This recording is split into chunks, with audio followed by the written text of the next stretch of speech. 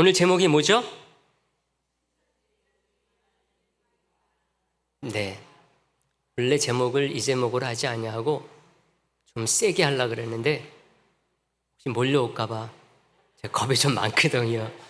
그래서 얌전하게 붙였습니다. 어떻게 붙이려고 그랬는지 마지막 부분에 한 번 딱 나오는데 조그맣게 얘기하도록 하겠습니다. 네.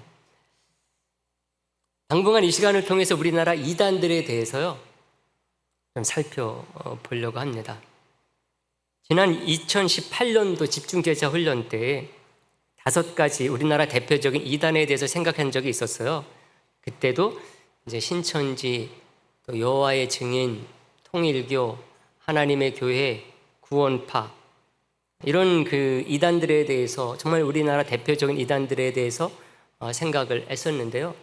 집에 혹시 이제 그 교재가 있는 분들은 이렇게 다시 이렇게 보시면 좋겠다 이렇게 싶습니다.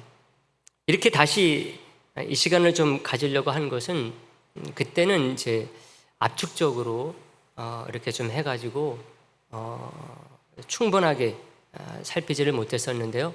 요즘 또 이렇게 이단들에 대해서 더 이렇게 극성이 일어나고 참 사회적으로도 문제가 되고 그래가지고 좀 더 이렇게 자세하게 살펴보는 기회를 좀 가져야 되겠다 그런 생각을 갖게 됐습니다. 여러분, 우리 사회가 경제적으로나 모든 면에서 발전하고 있잖아요. 이제는 뭐 선진국이라고 해도 뭐 세계 어느 나라 사람들도 뭐라고 하지 못할 만큼 우리나라가 이렇게 발전을 했습니다. 그러므로 이런 사이비 이단 우상들이 없어지는 것이 맞을 것 같은데요. 그렇지 않습니다. 더 커지고 있어요. 많아지고 있습니다. 영상에 나오는 그 이름들을 여러분들이 잘 보시면 좋을 것 같아요. 이분들 한번 위에서부터 이름을 한번 읽어보도록 하겠습니다. 네. 다 같이 보겠습니다. 시작. 김영현, 박혀,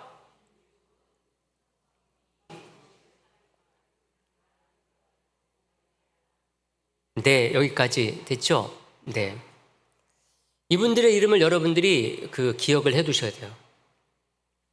유튜브에 들어가게 되면은 이분들의 강의들이 많이 나와 있고 조회수도 제법 됩니다. 그러니까 이분들이 성경을 말하고 하나님을 똑같이 말하고 예수님을 말하기 때문에 그냥 은혜가 되니까 괜찮은가 보다. 절대로 그러면 안 됩니다.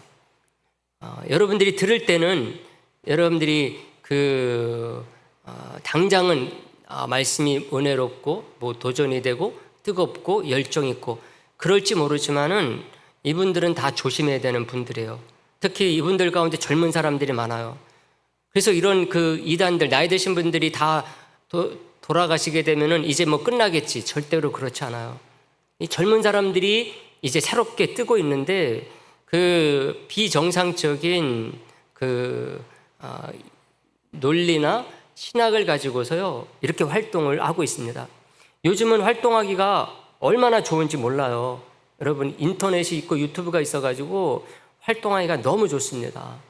그리고 또 유튜브를 보게 되면은 이게 구분이 안 되거든요. 똑같이 성경 말하죠. 똑같이 뭐 마태복음 찾자 그러죠. 똑같이 뭐 창세기서 찾자고 그러죠. 똑같이 하나님 말하고 예수님 말합니다. 성령 말해요. 그러다 보니까 괜찮은 줄 알아요. 그래서 들을 때 보게 되면은 말들도 청산유수처럼 하기 때문에 금방 또 빨려 들어갑니다. 근데 그렇게 들을 때는 좋을지 모르고 들을 때는 은혜 받은 것 같이 모르지만은 이분들의 얘기를 계속 듣게 되면은요 우리의 신앙이 바르게 정착될 수가 없습니다. 그래서 여러분들이 이분들 이름들을 잘 새겨두시고 혹시 이런 분들 누가 강의를 듣거나 여러분들도 말씀 듣고자 인터넷 들어가거나 유튜브에 들어갔을 때 이분들 참 은혜롭다 생각하시면서 나중에 누구시지 이름을 살펴봤을 때 이런 분이다 그러면은 그냥 뭐 다짜고짜 끊으면 됩니다. 무엇이 잘못됐을까 뭐 그런 거 생각하지 마세요. 그런 거 살펴보지 말고 그다음부터는 끊어야 됩니다. 그 가운데서도 이 데이빗 차라고 하는 이 분이요. 이 분은 정말 요새 대표적인 이런 부류에 속하는 그런 분입니다. 얼마나 많은 사람들이 책도 보고 또 유튜브를 통해서 접하고 있는지 모릅니다. 이분은 서울대 학력 위조는 기본이에요. 자기가 낸 책에 자기가 서울대학교 나왔다. 이거는 실수라는 게 있을 수 없잖아요. 그런데 서울대도 안 나온 사람이 자기 서울대 나온 사람으로 거기다 기재를 해놨어요. 나중에 이제 밝혀지니까 그때서야 뭐 사과 비슷한 것을 하는데 보니까 사과한 게 아니에요. 이게 다가 아닙니다. 벤처 기업 위조, 회계사 자격증 위조, 횡령하고 주식 투기하고 책을 표절하고 간음한 이런 것들이 있는데도 불구하고요. 많은 사람들이 지금도 여기에 호응하고 있습니다. 그러면은 안 들어야 되잖아요. 그런데 사람의 심리라는 게 그렇지 않아요. 특히 우리 한국 사람들은 정이 많아서 그런지요. 거기서 빠져나오지를 못해요. 이분이 눈물을 흘리면서 회개하고 그러면은요. 진짜 회개했나 보다 그래요. 그리고 내가 왜 서울대라고 썼는지 해명을 하면 그걸 또 받아들여줘요. 이게 도대체 어떻게 된 건지 모르겠습니다. 마치 자기가 여기에 빠진 것이 부끄러워서 그런지 아니면 그것을 합리화시키기 위해서 그런 것인지 정당성을 갖게 하기 위해서 그런 것인지요. 조금만 이 분들이 회개하는 척하고 해명하는 것을 보여주고 그러면은요. 그냥 거기에 눌러 앉아버려요. 이분의 완전히 적극적인 추종자가 돼버린다니까. 이상하잖아요. 그렇게 밝혀졌으면 끊고 나와야 되는데 많은 사람들은 거기에 앉아서 나중에 진짜 추종자가 돼버린다니까. 그 다음부터는 이분이 무슨 얘기를 하든지 간에 다 믿는 그런 사람이 되는 거죠. 그래서 이단에 빠진다는 게 너무나 무서운 것이라고 할 수가 있습니다. 그래서 우리가 이 세상 속에서 정상적으로 이 사회, 나라, 국민을 위해서 빛과 소금이 되기 위해서 더욱 가치 있고 성숙한 그런 신앙인이 되기 위해서 말씀 훈련도 더 잘 받고 경고 훈련도 더 잘 받아야 되는데 그러지 못하도록 정말 수준이 낮고 유치한 백해무익한 이런 분들 때문에 우리 한국 기독교와 성도들이 발목이 잡히고 있다는 것입니다. 우리 기독교를 전체적으로 수준 낮은 종교로 계속해서 끌어내리고 있습니다. 그러니까 이런 사람들이 이렇게 활동을 왕성하게 하고 많은 사람들에게 이런 사람들이 마치 기독교인 양 알려지다 보니까는 기독교가 전체적으로 수준이 떨어져 버렸어요. 너무나 유치하고 천박한 종교로 자꾸만 떨어지고 있다고 하는 것입니다. 그래서 이제 이런 기회를 갖게 된 것이라고 할 수가 있거든요. 지난번에 강의보다 좀 더 구체적인 것, 실제적인 것, 피부에 와닿는 것들을 우리가 좀 생각을 하면서 좀 경계를 삼고자 합니다. 여러분, 이단들에 대해서 연구를 해보면 그들이 주장하는 교리, 성경적인 주장들 유치합니다. 정말 정상적으로 신학을 공부하신 분들이 이런 분들의 주장이나 성경적인 해석, 신학들을 우리가 보게 되면은요, 유치해서 더 이상 보기도 싫어요. 왜? 도움이 안 되니까. 이 사람들은요, 그 전에 있었던 선배 이단들의 주장들을 복사하듯이 되뇌입니다. 그리고 자기 이름만 바꿔요. 이름만 바꿔서 그대로 또 써요. 똑같은 논리와 주장을 가지고 박태선이 해먹더니 그것을 가지고 문선명이 해먹어요. 그것을 가지고 정명석이 또 해먹습니다. 그것을 가지고 이만희가 해먹어요. 그걸 가지고 또 장길자가 해먹어요. 그것 가지고서 앞에서 말한 신세대 젊은 또 사이비 이단들이 또 잘하고 있는 것이죠. 어떤 면에서는 최소한의 성의도 없는 거죠. 그렇게 해가지고 사람들을 잘못된 길로 인도하고 있는데 또 그러면서 또 어떤 사람들은 호의호식하고 있잖아요. 그러면 최소한의 성의가 있어야 되잖아요. 좀 연구를 해가지고 새로운 것을 가지고 이단을 만들든지 그래서 교주가 되든지 해야 되는데 이 사람들이 주장하는 것들을 보게 되면은 그 전에 이단들이 했던 것들을 그대로 가지고 와가지고 이름만 바꿔서 씁니다. 성의도 없고 성실함도 없고 창의성도 없어요. 마치 이런 거예요. 걸린 놈은 걸려라 이거죠. 자기 우상화에 필요한 것들만 성경에서 골라가지고 꿰맞추죠. 어설프게 엮습니다. 성경 이것저것에 있는 비슷한 단어들을 교주에게 딱 적용을 해가지고 그게 나를 가리킨다. 나를 가리킨다. 동방의 의인이 바로 나다. 요한계시록의 이긴 자가 바로 나다. 성경 이리저리 꿰 맞춰가지고 결국은 나중에 뭐라 그러는가 하면 그게 나라는 거예요. 그게 이만이라는 거죠. 그게 문선명이라는 거예요. 신천지에 공개 강좌가 있어요. 그들이 진짜 예배 때 드리는 설교는 우리가 유튜브에서 볼 수 없어요. 없습니다. 근데 공개 강좌를 보게 되면은 성경을 그냥 풀어 전하는 것 같아요. 근데 거기에다가 이긴 자가 우리를 구원한다. 그 이긴 자가 누구냐는 말하지 않아요. 근데 이제 거기에 실제 들어가서 예배를 드리게 되면은 이만이라고 얘기를 하겠죠. 공개 강좌에서는 얘기하잖아요. 그 이긴 자가 우리를 구원한다. 동방의 의인이 구원주가 될 것이다. 이렇게만 딱 얘기를 한다니까요. 그걸 갖다가 성경을 가지고서 정말 맨날 그거 하니까 성경 구절 여기저기 찾는데 보지도 않고 막 찾으니까는 야, 저 사람 진짜 성경에 대해서 완전히 해박한가 보다. 맨날 그것만 하니까 그거 왜 못 외우겠어요. 그렇게 얘기를 하면서 성경만 얘기를 하니까 사람들이 혹하는 거죠. 근데 그 동방의 의인은 바로 이만이다. 그 이긴 자는 바로 이만이다. 요거는 이제 나중에 진짜 세뇌가 됐을 때 딱 얘기를 한다니까요. 넘어온 뒤에 얘기를 하는 것입니다. 그러니까 이 사람들이 사람을 호도하기 위해서 자기들이 가지는 어휘력, 말장난, 그것을 가지고서 삶에 지치고 궁핍한 연약한 사람들을 홀려가지고 마치 자기 배를 채우는 그 비유하자면 흡혈귀 같다는 그런 생각을 갖게 합니다. 그래서 아무리 대단한 이단이라 할지라도요, 여러분 어느 단계가 딱 지나면은요 수그러들게 되어 있어요.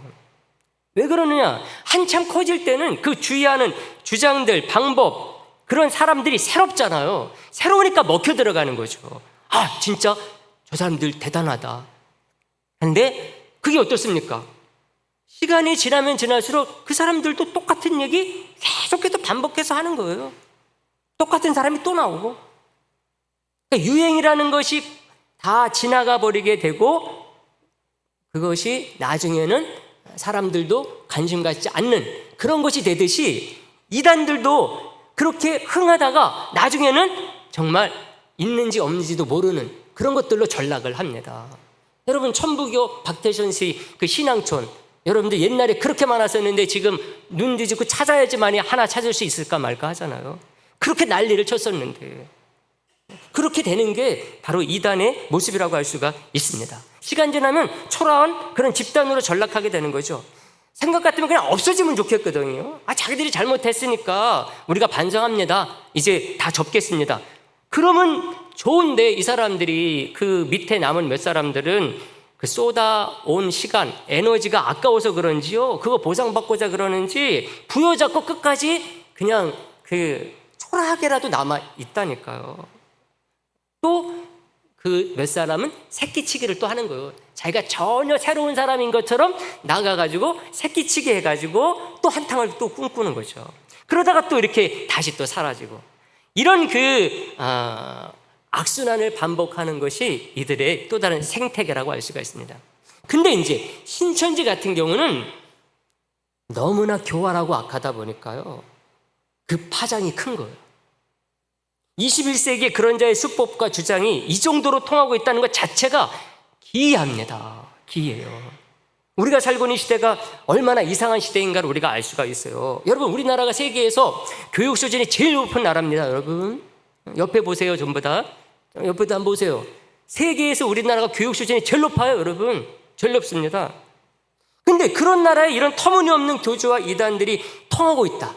여러분 JMS 정명석 여러분 아시죠? 그 사람이 뭐 하는 사람인지 어떻게 이렇게 통하냐냔 말이에요. 우리나라처럼 이 교육 수준이 높은 나라에서 말이 안 되잖아요. 그래서 우리가 더욱더 경각심을 갖는 거예요. 어떤 인간의 죄성의 아이러니를 확인하게 하는 것이라고 할 수가 있습니다. 그래서 이 시대의 어떤 사람들은 자기는 이단에 빠지지 않은 사람이라고 안심하고 스스로 위로할지 모르겠어요. 나는 그래도 아직 안 빠졌어요. 우리 가족과는 아직 안 빠졌어요. 위로할지 모르지만은요, 종교 이단이 아닌 세상의 정상적인 세상의 수많은 분야 이단들, 기독교에 이런 이만희, 정명석 이단이 있는 것처럼 정치계에도 이단이 있는 거예요. 극우, 국자들. 이게 뭡니까? 정상적이다 벗어난 거잖아요. 우리나라에 지금 그런 것들이 얼마나 많이 있습니까? 그래서 사회가 분열되잖아요.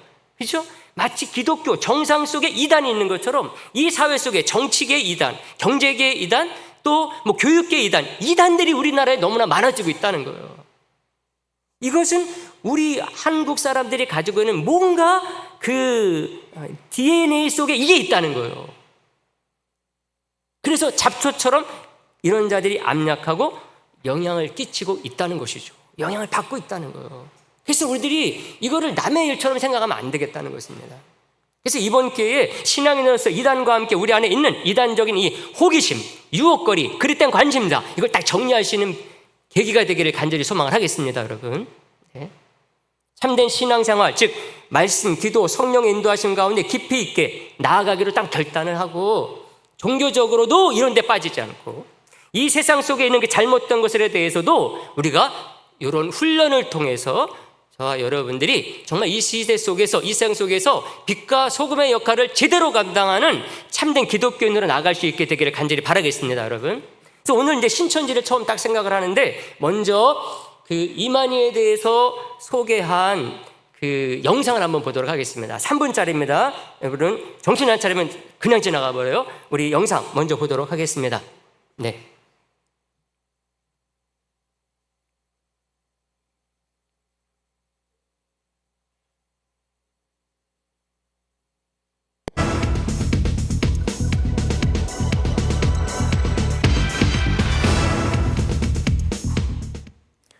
신천지 교주 이만희가 자신을 신격화하고 있는 것으로 드러났습니다. 사이비 신흥종파의 길을 걸어가고 있음을 보여주는 대목입니다.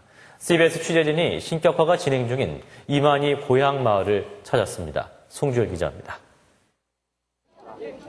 신천지 교주 이만희가 지난 2004년 신천지 신도들을 데리고 자신의 고향 탐방에 나선 장면입니다.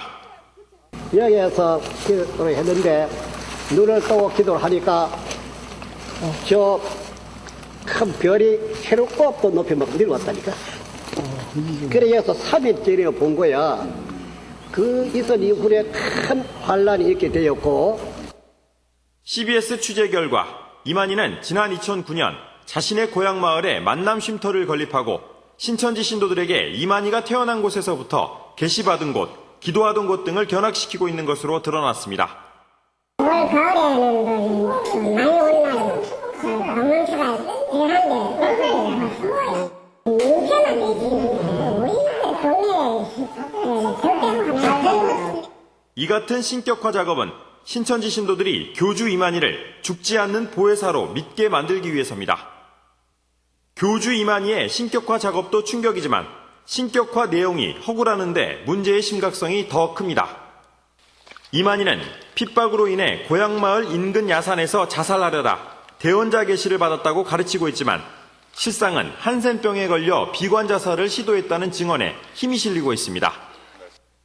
이만희와 함께 신천지를 조직해 두 증인으로 활동했던 고 홍종효 씨의 생전 증언 내용입니다. 남수부당이야 본사를 했단 말이야. 네.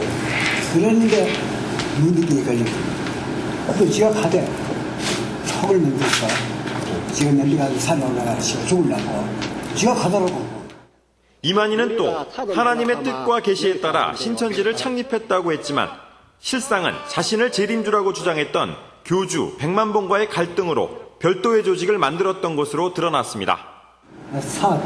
사업집에 이만희가 100만원한테 맞아가지고 이게 펴달라고 했다. 그리고 그런데 거기서 3월 14일부로 이만희 집에 가요. 예배 지시래. 이 밖에 이만희 부모 묘소에 조성된 묘비에 이만희 이름과 함께 신천지 만남 대표 김남희 이름이 새겨져 궁금증을 자아내고 있습니다. 죽지 않는다던 이만희가 후계 구도를 염두에 두고 있다는 분석입니다. 후이라고 하는 후자가 그 왕후할 때 그 후자를 써놨단 말이죠. 그냥 후원해주는 이런 의미가 아닌 그것도 한자로 구체적으로 그렇게 표기한 저희가 뭘까. 14만 4천 명의 순교자의 영이 신도들에게 임하면 영생불사한다고 가르치고 천국 국세와 의장대까지 만들어 신천지 왕국을 만들어가고 있는 교주 이만희. 신격화에 대한 허구성이 곳곳에서 드러나고 있는 셈입니다. CBS 뉴스 송별입니다. 네, 잘 보셨죠? 신천지에 대해서는 3번에 걸쳐 살펴보려고 하는데요. 오늘은 신천지 교주 이만희, 이분이 어떻게 이런 교주가 되게 되었는가, 이 부분을 우리가 생각하려고 하고요. 다음번에는 그들의 수법에 대해서 말씀을 드리려고 그래요. 이제 이 2번째 시간이 아주 중요합니다. 우리들도 그렇고 우리 자녀들, 아는 분들, 이 수법에 대해서 알고 있어야지만이 여기에 빠지지 않아요. 나는 전혀 상관이 없을 수 있어 그러는 게 아니라 이게 모략이라 그래가지고 우리 모르게 우연을 가장해서 들어오기 때문에 수법을 알아야 돼요. 그래서 이제 다음 시간에는 수법에 대해서, 그리고 마지막 시간에는 그들이 주장하는 교리에 대해서, 우리가 지난 집주제자 훈련 때 했었는데 그때는 좀 압축적으로 말씀을 드려가지고 이번에는 좀 더 풀어서 쉽게 이렇게 좀 생각을 해보려고 합니다. 여러분, 이게 뭔가 하면은요, 우리나라 옛날부터 기독교 초기부터 있었던 이단들 있죠. 우리나라에 자기가 하나님이다, 자기가 예수라고 하는 사람들이 50여 명이 된다고 그래요. 근데 그 이단들의 교주들의 계보라고 할 수가 있어요. 계보입니다. 그래서 여러분들이 이름을 보시게 되면은요, 이들이 이름들을 아는 분들이 이렇게 이제 꽤 나옵니다.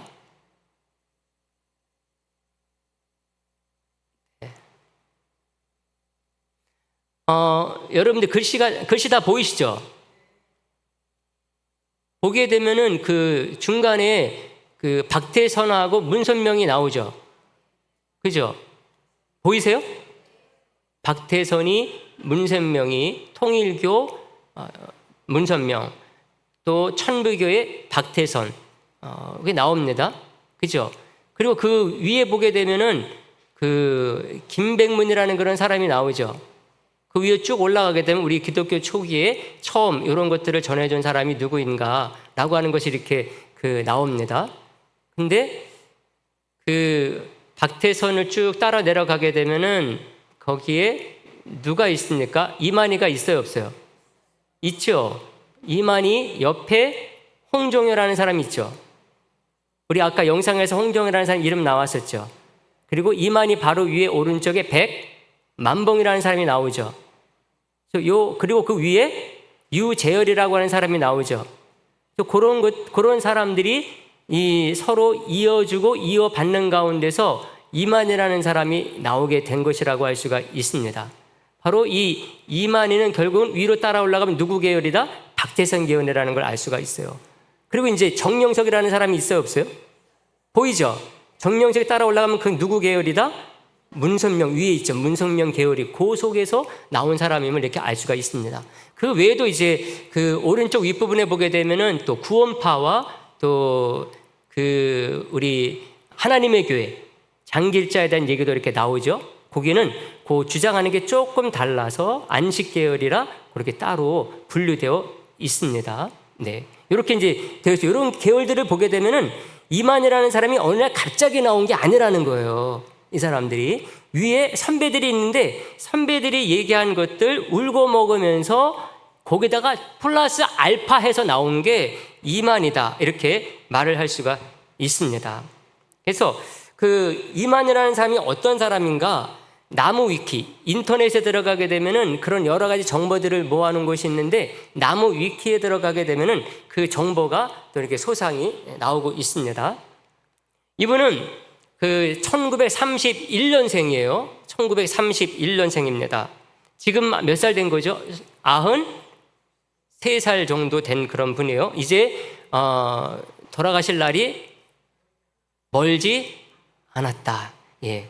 근데 언제 돌아가실지는 모르겠어요. 아직도 아주 건재한 것 같습니다. 근데 회개할 줄을 몰라요.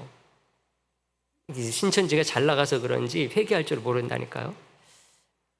아마 지옥 중에 가장 뜨거운 곳에 갈지 않을까 그런 생각을 하는데 이런 말 하면 안 되고 사진이나 영상 나오는 모습을 보게 되면은 좀 그럴듯하죠. 그죠? 근데 원래는 그 이제 연세도 많기도 하고 머리도 이렇게 다 빠지고 이제 시골 할아버지 같은 그런 모습입니다. 다 치장하고 화장하고 꾸며서 연출된 모습이 이제 이런 영상이나 사진에 나오는 그런 모습이라고 할 수가 있습니다. 잠깐만요. 이걸 보여줄게요. 안 넘어가지 왜? 집사님 넘겨줘 보세요.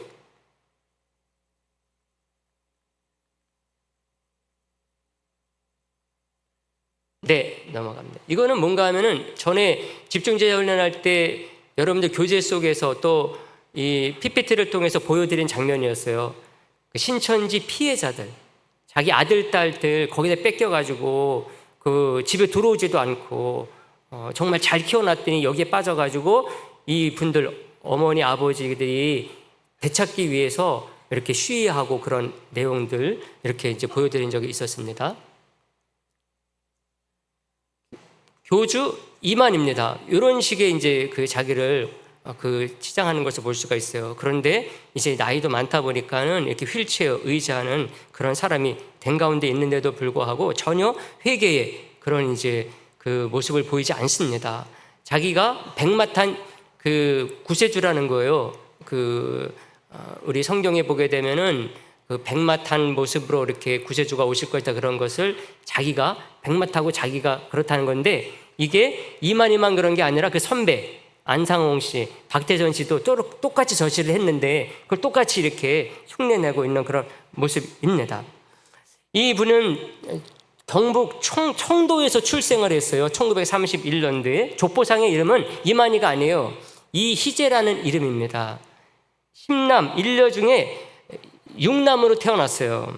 아내가 있습니다. 유천순 씨라고 있는데 아마 이제 그 김남희와 이렇게 불륜 관계를 맺으면서 그 가정은 이제 그 파탄 난 것이 아닌가 그런 생각을 합니다. 이 김남희라는 여자를 그 후계자 겸 아내로 삼았는데 그 내홍이 생겨가지고 지금은 서로 헤어진 것으로 되어 있습니다. 그 이만희는 자기 아내를 밥해주는 할머니라고 이렇게 부르고 그랬다고 합니다. 아들이 하나 있는데 친아들은 아니라고 알려져 있어요. 형의 아들을 양자 삼은 그 아들인데 지금은 요 아들도 그 신천지 교회 가운데 하나에서 목사라는 이름으로 활동하고 있어요. 안산 시온 신천지 교회에서 이렇게 합니다. 보통 이 사람들은 꼭 교회를 붙이거든요. 그러니까는 교회를 붙이니까 그 사람들은 일반 교회와 똑같은 줄 아는 거죠. 근데 우리는 교회라고 붙이지 말고 그냥 신천지라고만 이렇게 하겠습니다. 안산 시온 신천지에 그 아들이 목회를 하고 있는 것으로 알려져 있습니다. 우리 아까 그 영상 속에서 봤던 것처럼요, 이 이만희는 한센병 환자로 알려져 있어요. 그런데 그 신천지에서는 이거를 부정해요. 그래서 이거 막 얘기하는 사람 자기네 뭐 명예훼손 걸겠다고 막 그러는데 이거는 이미 인터넷을 통해서 알려져 있고 검사의 기소장에 딱 나와 있어요. 그래서 뭐 이거 얘기한다고 해가지고 뭐 그렇게 저기 할 일은 없습니다. 신천지 쪽에서 그렇게 얘기를 합니다. 아마 어머니 쪽에 이 한센병, 유전병을 가지고 있는 것이 있는 것 같아요. 그래서 아마 태어날 때부터 이 한센병 저기를 가지고 태어났다 이렇게 이제 보는 분들이 많습니다. 그러다 보니까 이 병을 치료하기 위해서 박태선에 들어간 거예요. 박태선 천부교 신앙촌 알죠? 거기에 들어간 거예요. 12년 동안 여기서 활동을 했어요. 근데 이게 치료가 됐겠습니까? 치료가 안 됐지. 가짜인데 박태선도. 치료는커녕 허송세월하면서 박태선의 그 이단 수법만 터득하고 나왔다고 할 수가 있어요. 10년이 넘게 있었으니까 여러분 온갖 못된 거 다 배웠지 않겠습니까? 박태선 이분이 얼마나 말 끝내주는 분인지 몰라요. 그리고 온갖 그 이상 환상들을 봤다고 하면서 사람을 홀렸거든요. 근데 이 박태선도 그 장로라는 그 직분을 가지고 있었어요. 그것을 보게 되면은 신학을 한 사람이 아니에요.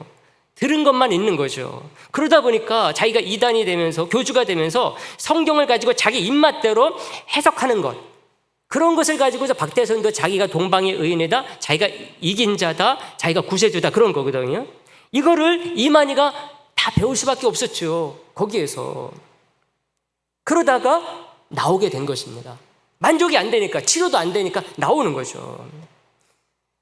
거기에서 자기가 그렇게 10년이 넘도록 속았으면은, 아, 내가 잘못했나 보다. 회개하고 새로운 길을 가야 되는데 그러지 아니하고 이번에는 유재열의 장막 성전에 들어간 거예요. 이분이 유재열입니다. 이분은 1949년생이에요. 이만희보다 나이가 18살이나 어려요.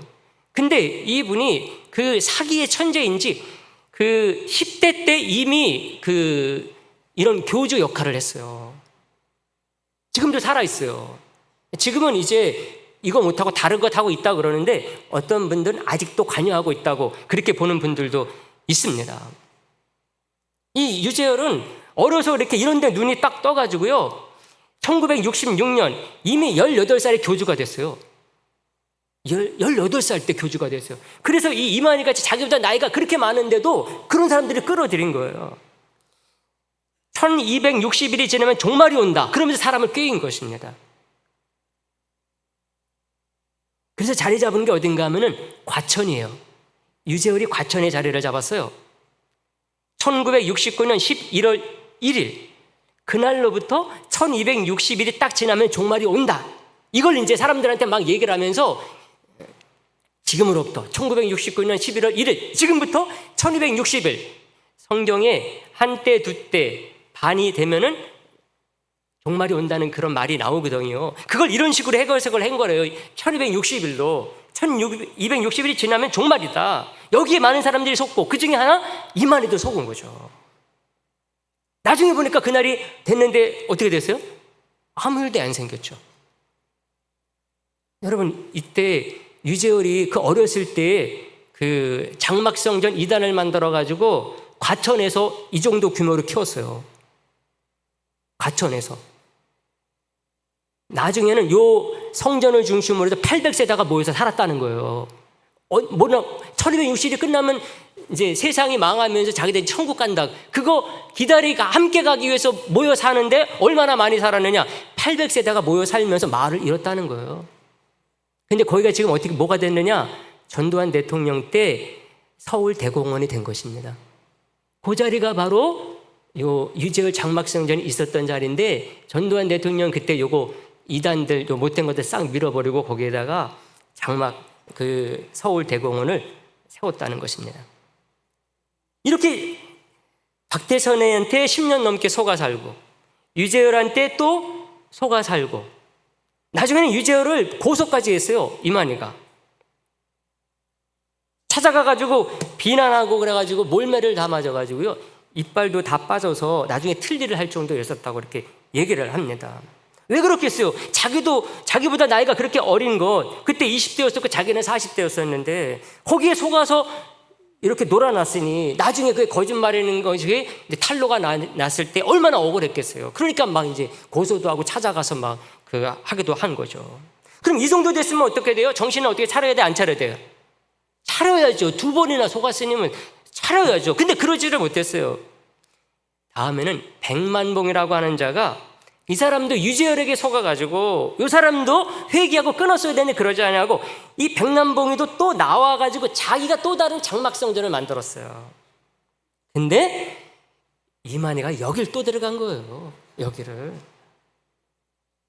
요 백남봉은 언제 종말이 오느냐? 1980년 3월 13일에 종말이 온다. 자기가 계시를 받았다. 진짜 구세주는 유재열이 아니라 나다. 그러면서 교주가 된 건데 여기를 이만희가 또 따라 들어간 거예요. 근데 그날 세계가 종말이 왔어요? 안 왔어요? 안 왔잖아요. 불쌍해 죽겠어 어떤 면에서는. 27년 동안 이렇게 교주들에게 속고 속다가 이제는 어떻게 해요? 자기가 교주가 되기로 한 거예요. 자기가. 그게 1984년 신천지 예수교 증거 장막 성전이 된 것입니다. 이름도 똑같아. 증거 장막 성전. 왜 장막 성전이라는 것을 왜 놓지를 못하는지 우리가 다음 시간에 살펴볼 겁니다. 유재열의 장막 성전, 백남봉의 장막 성전, 또 이만희도 배운 게 그거밖에 없으니 뭐 다른 거 상상력이 있겠어요? 창의적이 없는 거지. 똑같이 그냥 장막 성전 붙인 거예요. 교주가 된 겁니다. 소가 살아오면서 그 수법 다 배운 거예요. 27년 동안 배웠으니 여러분 27년 동안 그거 들었는데 그것도 열심히 있어가지고 열심히 들었으니 여러분 그거 외워도 수백 번은 외웠을 거 아니에요. 보지 않고도 다 말하는 것이 이제는 뭐. 그러니까 처음 본 사람들은 그렇게 막 얘기를 하니까 얼마나 놀라겠어요. 야 진짜 저 사람이 뭔가 있는 사람인가 봐 그러지 않겠어요? 근데 그 사람은 어떻게 몇 년 동안 27년 동안 속고 완전히 그냥 체득이 된 거죠. 그걸 가지고 진짜 좋은 데 써야 되는데 또 다른 이단을 만든 거죠. 아무리 무식해도 그 정도 써가봤으니 얼마나 잘 알겠어요, 여러분. 창의력이 없다 보니까 그들이 했던 주장을 그대로 베껴 이름만 바꾼 거예요. 거기에다가 전에는 유재열이었었는데 저제는 백남봉이었었는데 이제 누구만 바꿨다? 그게 나 이만희다. 이름만 바꾼 거죠. 처음에는 이 신천지를 처음 세울 때는 홍종효라는 사람과 함께 세웠어요. 1987년까지는 같이 활동했어요. 그래서 두 증인, 성경에 나오는 두 증인이 바로 나와 홍종효다. 근데 둘이 싸웠어요. 싸워서 홍종효가 나간 것입니다. 지금은 이제 고인이 됐는데 이만희 혼자 남게 돼서 오늘날에 딱 이른 것입니다. 그래서 신천지는요, 종말 날짜를 정하지 않아요. 종말 날짜, 왜? 2번이나 속았으니까 자기는 종말 날짜, 몇 월 며칠에 종말이 그거 안 해요. 그거 안 합니다. 14만 4천 명이라는 것도 딱 안 박아요. 열어놓습니다. 실제로 처음에는 14만 4천 명이 차면은 종말이 온다 그랬는데 14만 4천이 넘었거든요. 그러니까 이제는 말을 또 바꿨어요. 그건 그때 그 의미가 그게 아니었다고. 제사장들만 14만 4천 명이고 그 외의 사람들도 구원받을 수 있다. 그 말을 또 바꿨어요. 그 사람이 성령 받아가지고 자기가 그 계시 받은 것을 썼다고 그러는데 성령이 계시를 했으면 바꾸지 말아야 되잖아요. 그래요, 안 그래요? 성령이 계시를 해줬으면 바꾸지 말아야 되는데 이 사람은 자기가 쓴 책 7번인가 8번인가를 바꿨대요. 그리고 이런 내용들도 그때마다 상황이 바뀌면 또 바꾸는 거예요. 아, 그때 말한 건 이런 의미가 아니라 원래 이 의미에서 또 바꾼다니, 이렇게. 근데 그걸 바꾸면은 사람들이 알아채야 되잖아요. 근데 알아채지 못하고 거기 있다니까요. 자, 오늘 제가 이만이라는 분에 대해서 얘기를 했는데 무슨 말씀을 여러분들에게 드렸는가 하면은 이만희가 도대체 왜 그런 이 신천지를 만들었을까? 어떻게 그런 괴물과 같은 교주가 됐을까? 요거를 딱 말씀드린 거예요. 이해가 되시겠죠? 제가 무슨 말을 했는지. 이만희라는 사람이 도대체 어떻게 그런 정말 비도덕적이고 비인간적인 남의 가정을 파탄시키면서까지라도 할 수 있는 그런 것을 어떻게 할 수 있는 사람이 됐는가 보니까 어떻게요? 그럴만했다. 그렇게 많은 속임을 당해서 27년을 살아오다 보니 거기에서 회개하고 돌아섰으면 모르는데 그러지 않냐고 그것 가지고서 자기도 교주하기로 했으니 더 교묘해지고 악해질 수밖에 없었다는 거죠. 그래서 오늘 원래 제목이 이거예요. 신천지 교주 어떻게 괴물이 되었나. 이게 제 원래 제목이었었는데 바꾼 것입니다. 여러분, 소가 산 게 억울하면 조용히 그만두고 성실하게 살아야죠. 자기가 그때 잘못 판단했으니까. 누가 끌어놓은 게 아니고 자기가 아파가지고 이렇게 들어가서 진짜 거기서 치료받을 게 아니라고 한다면은 중단하고 나왔어야죠. 누가 거기 들어가 있으라고 수갑 채워놓은 것도 아닌데. 그래서 조용히 그만두고 성실하게 살아야 되는데 그게 아닌 거죠. 이 속에 우리는 또 다른 우리 죄인된 우리의 모습을 또 한 부분 보게 되는 것입니다. 마치 죄수가 감옥에 들어가서 반성하고 나오는 게 아니라 다른 죄수들한테 온갖 범죄 방법을 배워서 더 악한 죄수가 나오는, 그래서 사회에 도움이 되지 않고 사회를 더 참 어렵게 만드는 것과 비유할 수 있다고 할 수가 있습니다. 그래서 오늘 이 말씀을 통해서 이만희가 왜 그런지 조금은 이해하겠다. 동정하라는 말은 아닙니다, 여러분. 네, 그런 부분을 오늘 우리가 함께 있으므로 여러분들이 그 실체에 대해서 분명히 알고 넘어가는 시간이 되기를 바라겠습니다. 다음 주에는 이제 왜 제가 이렇게 괴물이라고까지 표현했는지, 신천지 어떤 수법, 왜 사람들이 그렇게 넘어가느냐, 그 수법에 대해서 살펴보도록 하겠습니다.